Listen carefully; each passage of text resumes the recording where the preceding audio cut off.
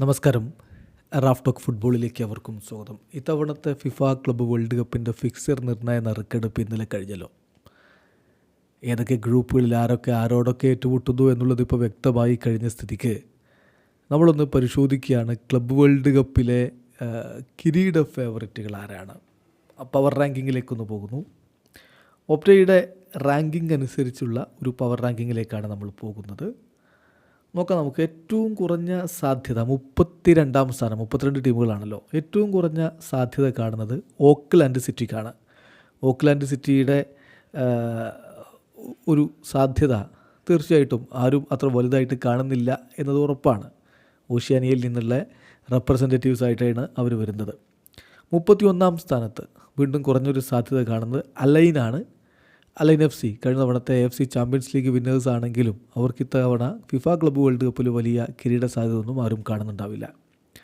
30ാം സ്ഥാനത്ത് മൊറോക്കോയിൽ നിന്നുള്ള വെയ്ഡാഡാണ്.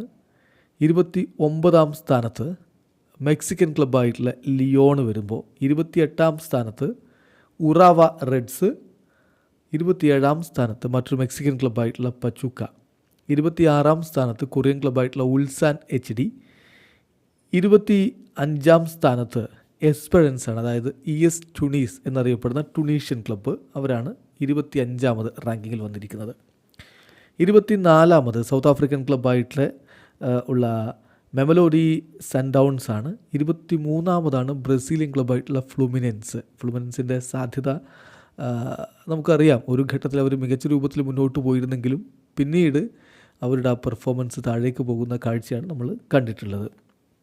22ാം സ്ഥാനത്താണ് അർജന്റീൻ ക്ലബ്ബായിട്ടുള്ള ബൊക്ക ജൂനിയേഴ്സ് എങ്കിൽ 21ാം സ്ഥാനത്ത് ഓസ്ട്രിയൻ ക്ലബ്ബായിട്ടുള്ള RB സാൽസ്ബർഗ് വരുന്നു. യൂറോപ്പിൽ നിന്ന് 12 ടീമുകളുണ്ട്. 12ാമതായിട്ട് വന്ന ടീമാണ് RB സാൽസ്ബർഗ്. 20ാം സ്ഥാനത്ത് മെക്സിക്കൻ ക്ലബ്ബായിട്ടുള്ള മോണ്ടറിയാണെങ്കിൽ 19ാം സ്ഥാനത്ത് MLS ക്ലബ്ബായിട്ടുള്ള സിയാറ്റിൽ സൗണ്ടേഴ്സാണ്. 18ാം സ്ഥാനത്ത് ഇൻ്റർ മയാമി വരുന്നു. ഇൻ്റർ മയാമിക്ക് എങ്ങനെ യോഗ്യത കിട്ടി എന്നുള്ളത് എല്ലാവർക്കും അറിയാം. MLS കപ്പിൽ ആര് വിജയിച്ചു എന്നുള്ളതല്ല നോക്കിയത്, പകരം സപ്പോർട്ടേഴ്സ് ഷീൽഡ് ആര് ജയിച്ചു എന്നുള്ളതാണ് ഫിഫ നോക്കിയത്. അങ്ങനെയാണ് ഇൻ്റർ മയാമി, അതായത് ഒരു കോൺഫറൻസിൽ തലപ്പത്ത് നിന്നു, അങ്ങനെയാണ് ഇൻ്റർ മയാമി വരുന്നത്.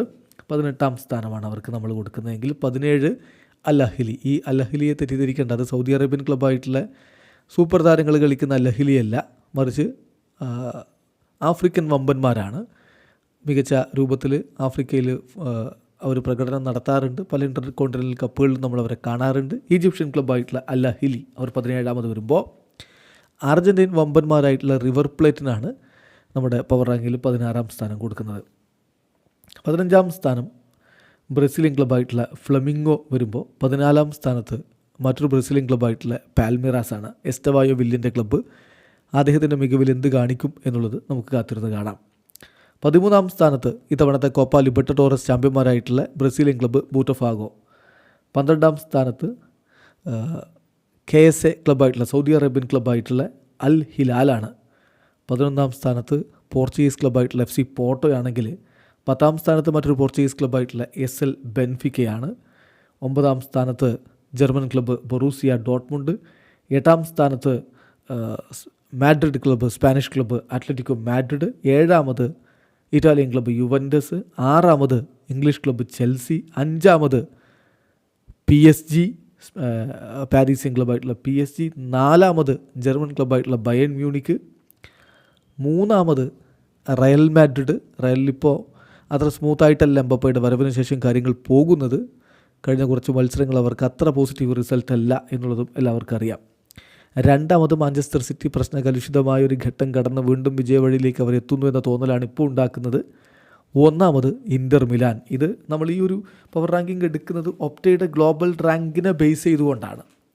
അതിലും ഇൻ്റർ മിലാൻ 1, 2ാമത് Manchester City, 3 Real Madrid, 4 Bayern Munich, 5 PSG, 6 Chelsea, 7 Juventus, 8 Atletico Madrid, 9 Borussia Dortmund, 10 Benfica. ഇതാണ് ആദ്യ 10 സ്ഥാനങ്ങളിൽ പവർ റാങ്കിങ്ങിലുള്ളത്.